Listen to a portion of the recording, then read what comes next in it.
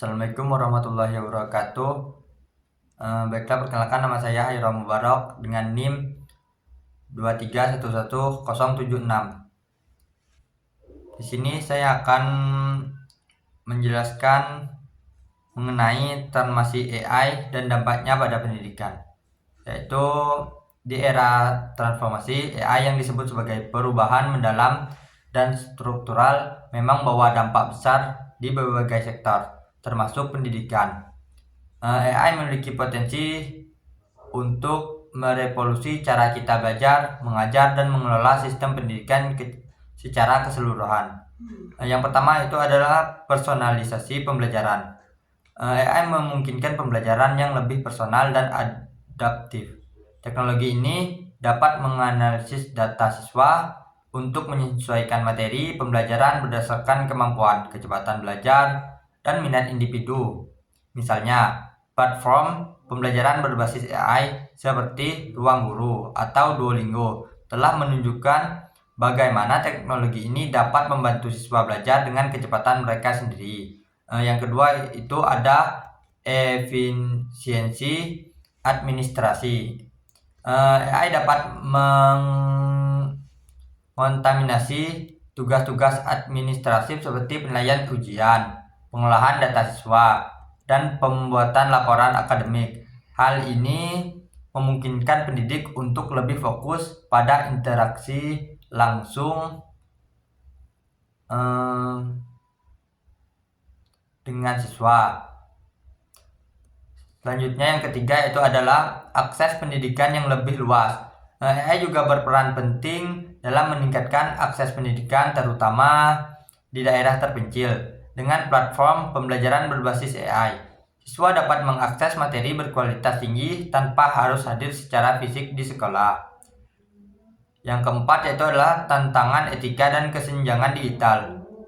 Namun, transformasi ini juga menghadirkan tantangan seperti kesenjangan digital dan pertimbangan etika dalam penggunaan data siswa. Oleh karena itu, penting bagi institusi pendidikan untuk mengembangkan kebijakan yang mendukung integrasi AI secara bertanggung jawab.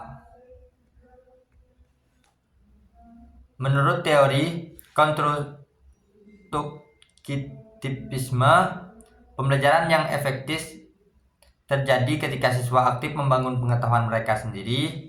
AI dapat mendukung ini dengan menyediakan alat yang memungkinkan eksplorasi dan pembelajaran mandiri.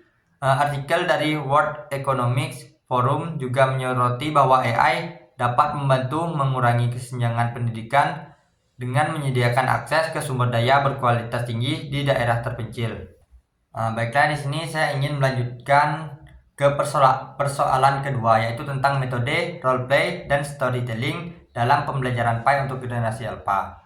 Apakah masih bisa digunakan? Itu metode roleplay dan storytelling tetap relevan dan efektif digunakan dalam pembelajaran pendidikan agama Islam atau PAI di era generasi alpha, terutama dalam konteks transisi kurikulum merdeka ke pembelajaran mendalam atau deep learning. Meskipun generasi alpha adalah digital native yang terbiasa dengan teknologi, mereka tetap memerlukan pengalaman belajar yang melibatkan interaksi sosial, pengembangan empati, dan kemampuan berpikir kritis. Hal-hal yang dapat dicapai dengan metode ini. Yang pertama yaitu adalah relevansi dan efektivitas metode. Di sini yang pertama ada role play atau bermain peran.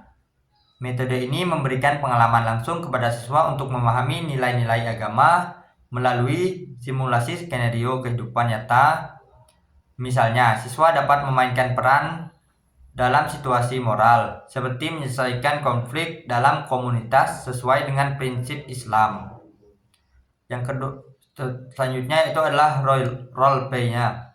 Mendukung pengembangan atau soft skills seperti kerjasama, komunikasi, dan resolusi konflik yang sangat relevan untuk generasi alpha. Dalam yang ketiga itu dalam deep learning, role play membantu siswa memproses informasi dengan lebih mendalam dan mempraktikkan nilai-nilai yang dipelajari dalam skenario nyata. Yang kedua yaitu ada storytelling atau bercerita. Storytelling ini merupakan cara yang sangat efektif untuk menyampaikan nilai-nilai agama dalam bentuk narasi menarik. Contohnya kisah-kisah dari sejarah Islam seperti perjuangan Nabi Muhammad SAW atau kisah sahabat Nabi dapat membangkitkan emosi dan imajinasi siswa. Selanjutnya, menurut teori belajar kognitif, narasi dapat membantu siswa mengingat konsep dengan lebih baik karena melibatkan elemen emosional dan memori jangka panjang. Teknologi juga dapat diintegrasikan seperti menggunakan video, animasi, atau aplikasi digital untuk mendukung storytelling interaktif. Demikianlah jawaban dari persoalan tadi. Saya akhiri. Wassalamualaikum warahmatullahi wabarakatuh.